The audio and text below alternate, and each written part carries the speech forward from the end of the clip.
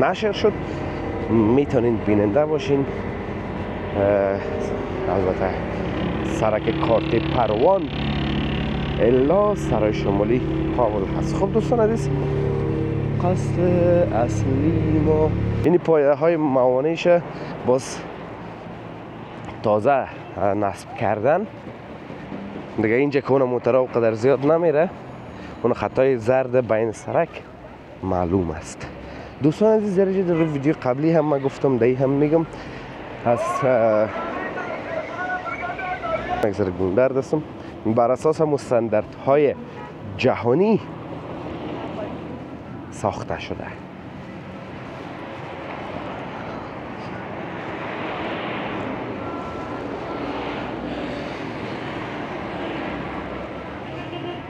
سلام عزیزان دل، انشالله که خوب و صحتمند باشین و زندگیتون به خوبی خوشی و آرامی سپری شود. این دوستان اگه اشتباه نکنم چهرهشان به یوتیوبر میمونم، چه کامرامین دارن.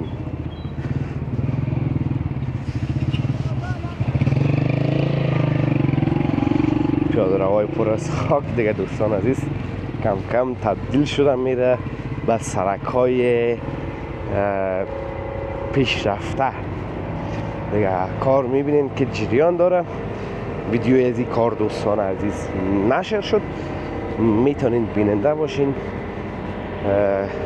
البته سرک کارت پروان الا سرای شمالی کابل هست. خب دوستان عزیز، قصد اصلی ما که میخواییم بیننده باشیم و میخواییم از اونجا دیدن داشته باشیم، سرک تازه ساخته شده هست که از این سرک میره به طرف پروان سوم کابل دیگه. ما هم سلو میخواییم همون طرف بریم.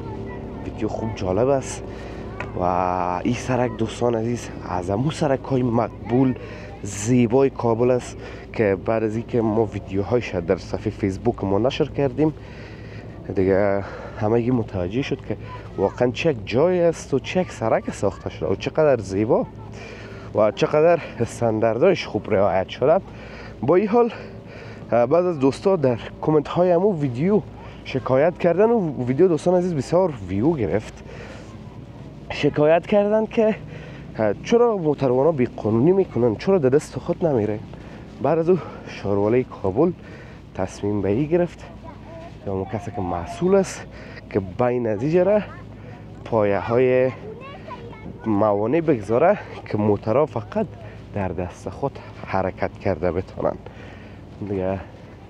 یا پورتمانه کم در نبش سرک قرار گرفته، بزرگ سرک کت جای بسیار خوبش. این نتیجه دوستان عزیز از این پلازا کم کم معلوم است. یک پلازای بسیار بزرگ است، اون شهردارا رو میگم براتون. خب دوستان عزیز، سرک اینی سرک است. اینی سرک ببینین چقدر زیباست دوستان عزیز. یک شما نمیفهم، رنگ خراب است، تایر موترها خراب است.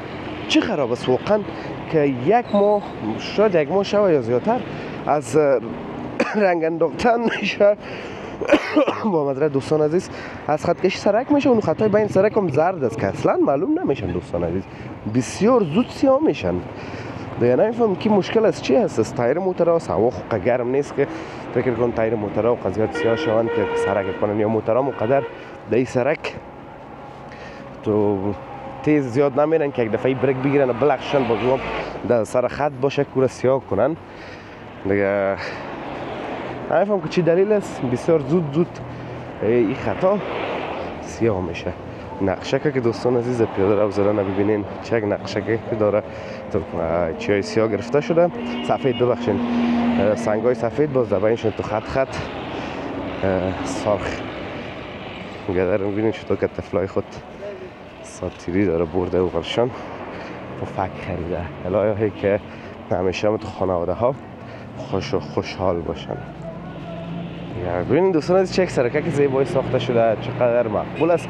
این پایه های موانعش باز تازه نصب کردن دیگه. اینجا که اون موترها قدر زیاد نمیره، اون خطای زرد بین سرک معلوم است.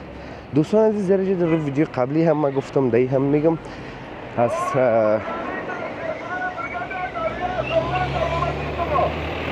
دو سه خانه است، یکیش نیست. در اینجا مرا بسیار خوش آمد، بسیار مقبول است. ما شیاب مدنی برک سرسرای زرسه که اینی خانه دوستان عزیز بسیار مقبول و چشمگیر است. یکی هم دو خانه در پیشتر است که حالا بریم میبینیم میشه. واقعا از خانه های زیبا و مقبول است. اینجا کانتینر از دوستان عزیز پیاده رو کلا مسدود کرده و مجبور هستیم که اینجا از سرک بگذاریم. البته ما افغان ها خوب در سرک عادت داریم. خب بازم اگر این خانه ما بگویم تو خانه چی نیست که برایش نگهبان تعیین کرده باشن، اما بازم شاید به خانه روبروی باشد. خب دوستان عزیز، او دو خانه دیگه، اینی دو خانه هست. ببینید دو خانه چقدر زیباست، چقدر مقبول است دو خانه و چقدر زیبا هستن. می اولیشون دومی چک نقش داره، ای اولی می سب دوستا ببینید خوش آدم میایم. واقعا زیبایی که میگن میبارزی زیبایی، اینمی زیبایی است. ببینید در پهلوش یا آپارتمانه که زیبا هم که رویش از سنگ کار شده موقعیت داره که واقعا زیبا ساخته. موترهای کوته سنگی هستن دوستا، چون که اگر ویدیو قبلی ما رو دیده باشین خیرریزی جریان داشت در وسط سرک در راه سرای شمالی و کارت پروان، چون موترهای کوته سنگی هم را استفاده میکنن. اونجا مسدود بود به خاطر خیرریزی و دیگه حالا یک میان بر میزنن، دور میخورن و میرن طرف کوته سنگی و کارت پروان، یک راه رو دور میزنن، از این سرک میرن. این از خانه های قدیمی دوستان عزیز. این خانه ها که در نوش هستن بازده تو سرک هم یا مثل یک گنج هستن دوستان.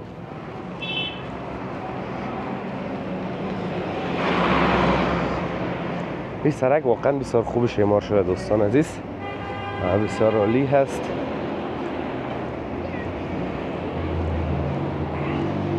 خط کشیش، پایه ها، موانع همش بر اساس معذرت میخوام دوستان عزیز، من یک ذره گوندرد هستم، بر اساس مستندردهای جهانی ساخته شده.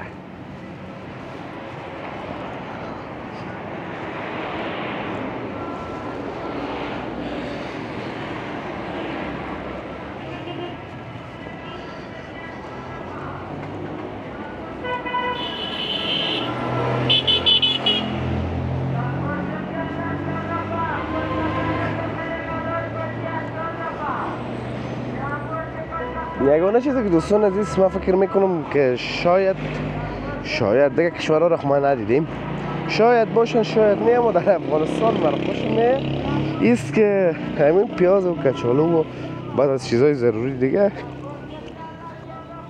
مثل آب مدنی، خلاصه چیزایی که یک ذره ضروریات مردم از پشت کوچه میرن. همین زرنجا، همین تونسا صدا میکنن که پیاز، کچالو، مچ میرو این چیزا میاین در پشت کوچه، میتونین بدون از اینکه با بازار برین با اونمو قیمت بازار از پشت کوچه خریداری کنین.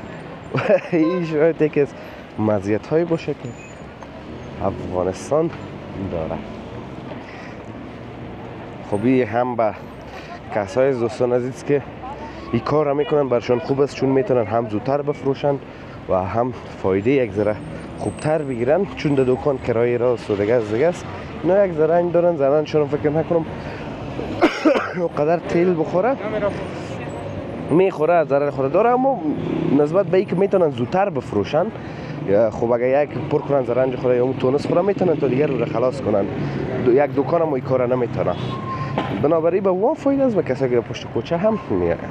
خب دوستان عزیز، ما میرسیم دیگه به پروانه سوم شهر کابل. انشالله که از ویدیو خوشتون اومده باشه، از ویدیو لذت برده باشین، ویدیو رو لایک کنین، در کانال همچنان سابسکرایب کنین تا ویدیوهای بعدی همتون به الله متعال پاک و بی‌نیاز میسپارم. روزگار خوب خوش داشته باشین و در پناه الله متعال باشین. الله حافظ و مددگار همه ایتان.